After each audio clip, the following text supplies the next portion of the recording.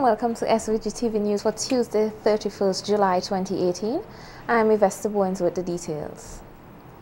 Prime Minister Dr. Ralph Gonsalves will lead a small delegation on an official visit to Japan this Friday, August 3rd. PM Gonsalves disclosed his travel arrangements at a recent news conference where he addressed a wide range of issues. The Prime Minister said the visit comes as an invitation from the Prime Minister of Japan, Shinzo Abe. I will arrive there on the 5th. I leave on the 9th.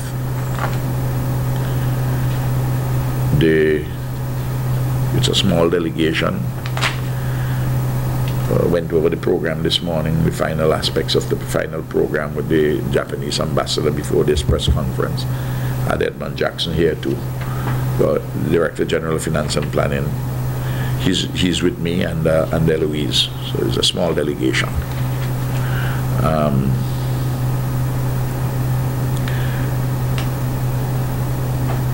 And I have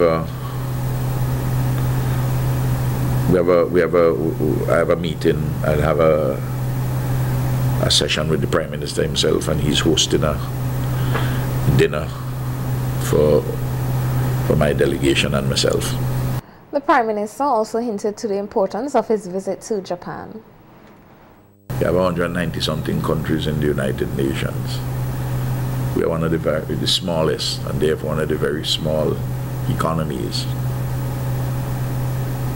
But yet, being hosted by the Prime Minister, the third largest economy in the world. All that is part and parcel of building not just the profile, but to make sure that we develop our CARICOM-OECS relations stronger with Japan and our bilateral relations. The Anti-Trafficking in Persons Unit within the Royal St. Vincent and the Grenadines Police Force has signaled its commitment in ensuring that this country achieves a Tier 1 ranking on the United States Department of State's Trafficking in Persons report. This as the head of the unit, Inspector Junior Simmons, spoke to SVG-TV News at an exhibition on human trafficking held yesterday about efforts being carried out by the unit. This was one of the activities organized to observe International Day Against Human Trafficking. Inspector Simmons explained that SVG was first placed on the Trafficking in Persons list in 2009. That time we were placed on the Tier 2 watch list. However, over the years, because of what we have done to combat human trafficking, we improved in the ranking over the years. And now we are currently on the Tier 2 list. This is the second best tier. There are 4 different tiers. You have the Tier 1, the Tier 2, the Tier 2 watch list, and the Tier 3. So for the past 2 years, we have been on the Tier 2 list. Now our aim is to get to Tier 1. Simmons said that the exhibition formed part of the Anti-Trafficking in Persons Unit's awareness efforts to ensure that human trafficking does not take root in SVG. In the 2018 Trafficking in Persons report, SVG was commended highly for its efforts in combating human trafficking both locally, regionally, and internationally. Inspector Simmons said that it is for this reason why his unit believes that a Tier 1 ranking is achievable. We know that it will take very hard work, but we believe in working hard. We believe in really putting in the effort so that later on we can see the results. And this is part of our whole strategy. To get to Tier 1, the exhibition that we have in today, the radio programs that we have in, the training programs that we have had, the different training symposiums that we have had for law enforcement officials, for public sector workers, for NGO personnel, for faith-based organizations, school children, teachers, everybody. All of this is geared towards St. Grenadines attaining Tier 1 status. And we believe that God willing next year, 2019, once we continue this drive, we would reach to Tier 1. This country's police force must be equipped to adequately deal with crime and protect the public. So says the leader of the opposition, Dr. Godwin Friday, as he spoke at a news conference today to highlight issues of concern to the New Democratic Party. Dr. Friday said the number of homicides, which currently stands at 16, is alarming, and he accused the government of neglecting its responsibility to arm the police with the needed tools to effectively perform. Dr. Friday said policemen and women must be treated as professionals so that they can perform their duties to the best of their abilities. The investigation and prosecution of offences must be improved. Police officers' conditions of work must be improved. People can't be expected to be effective and efficient when in their own personal lives they're living under difficult, deplorable conditions. If we expect them to function as professionals, then we must treat them as such. The workload on police officers need to be considered by reducing it so that other officers are hired and brought into the force to deal with the problems. However, this must not be done on the basis of finding work for supporters. You talk to the people who are in recruitment and who are training officers in the police academy and ask about the selection process. And you will hear a lot of the complaints. It must be based on the competence of the individuals to do the job, the willingness to do it, so that they can make use of the training that is provided and then provide the service to our communities. Dr. Friday said security is a critical component of economic development, and he believes the current crime situation is a deterrent to investors. Security is a precondition to economic development. You know, think about it. When you say, oh, things are hard and so on, why people don't come and invest? They don't feel secure. If you're living in a country and you have money to invest, and you look at St. Vincent, you know, a few of the things they look at, first of all, the criminal justice system. They want to know if you have fair laws and just laws and that they're enforced. They look at health care. They look at if you have you know, young children, you want to know if the school system is so on. And if those things that you know, don't satisfy you, then you may not invest in the country. And even our own people, if they see that if you have the sense of alarm that things are getting out of hand, that you're not safe, you know, they may move somewhere else. They take their money to a safer community somewhere else. And then we suffer. So it is fundamentally important. Security is a precondition to development. And the only institution that really can guarantee security is government, because they have a monopoly on the use of violence or force. You know, they can use measures to implement the measures that are necessary to combat crime. Meanwhile, Senator K. Bacchus-Batiste said forensic tools are lacking and called on the state to provide what is needed. Even ballistic reports. Even long ago, you used to get more reports from experts matching ballistics with, you know, the evidence with the gun, etc. You hardly get back reports now. They seem to base the evidence out of beating a confession out of the defendants, or hoping they have enough witnesses who would have seen. Most times crimes are committed, nobody is there to give eyewitness evidence. And you raise a very, very important point in combating crime. The forensics in St. Vincent is sadly lacking.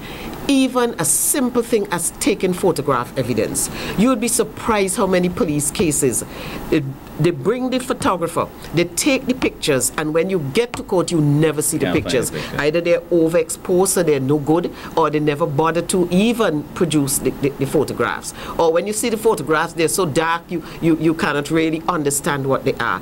And this is something that's fingerprinting, for a thing of the past. The forensic in St. Vincent right now is wholly lacking. Something drastic has to be done about it. A used ambulance has been donated to this country's health services by the Hamilton Paramedic Service and City of Hamilton, Canada. Handing over the ambulance last Friday, July 27th, to a team headed by SVG's Consul General to Canada Fitzgerald Huggins, the Mayor of Hamilton City, Fred Eisenberger, said the ambulance will help build capacity for first responders, resulting in reduced mortality rates. Two other entities, the Caribbean North Charities Foundation and Global Medic, also collaborated on the donation. The ambulance is expected to arrive in St. Vincent in August and will be assigned for use at the Milton Cato Memorial Hospital.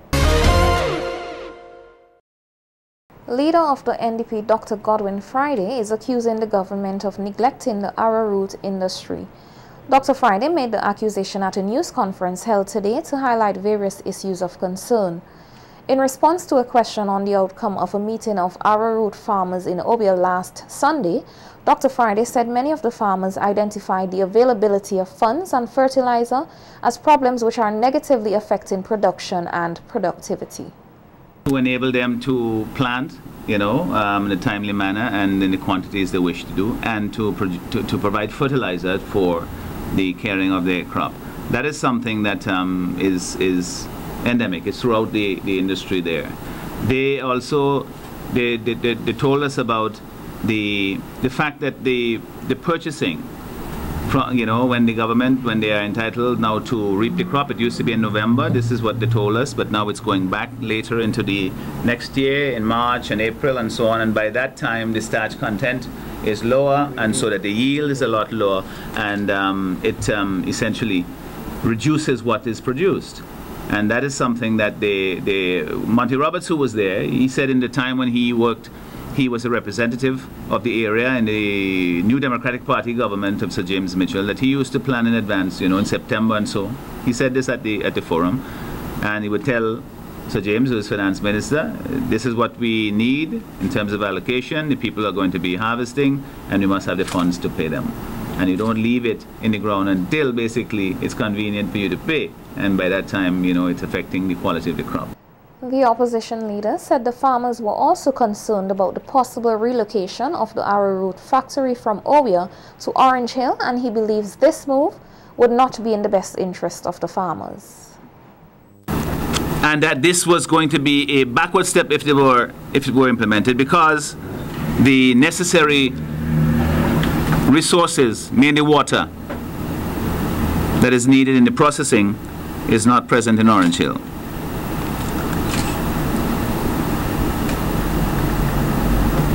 This was a constant complaint from the people in the area, and people with very, very intimate knowledge of the processing of arrowroot. So the government should take heed, and if there's any intention of doing so, to scrap that plan. We in the NDP, of course, will continue to study the industry, to hear not just from the farmers, but from other professionals who have valuable resources, valuable information and insights from which we can benefit. In an earlier interview with SVG-TV News, officials of the Arrowroot Industry Association identified growing interest among farmers to go into arrowroot production and attractive returns for rhizomes among the successes of the industry. However, they acknowledge that the loss of the main purchaser for the starch has created financial challenges, which has a knock-on effect on the timeliness of payment to farmers and employees.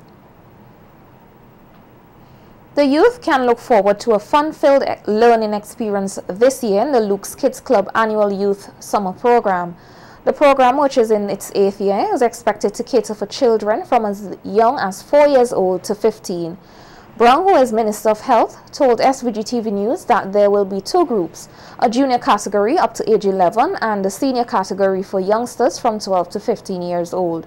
He said the children will learn more about the impacts of climate change on the environment and highlighted some of the fun activities in which they will be engaged.